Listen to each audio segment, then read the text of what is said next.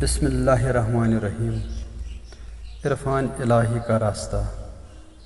عرفان تصوف کی راہی خدا شناسی کی راہ ہے۔ یہاں منزل تک رسائی کے لیے کئی مشکل مرحلوں سے گزرنا پڑتا ہے۔ یہی سبب ہے کہ اس راہ پر چلنے والے زاہد و تقوی اور عبادت و ریاضت کو اپنا معمول بنا لیتے ہیں۔ جس طرح موتی پانے کے لیے سمندر میں گوتے لگانا پڑتا ہے، اسی طرح عرفان حق کے لیے بھی عبادت و ریاضت کے دشوار گزار مراحل سے گزرنا پڑتا ہے۔ انسان کی تخلیق کا مقصد یہی ہے کہ وہ اپنے خالق کا عرفان حاصل کرے اور اسے پہچاننے کی کوشش کرے۔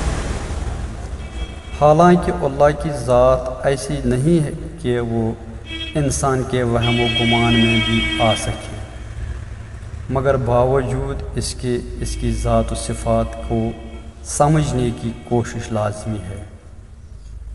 حالانکہ اس جدوجہد میں ایک مقام وہ بھی آتا ہے جب عارف کی جانب رحمت الہی متوجہ ہوتی ہے۔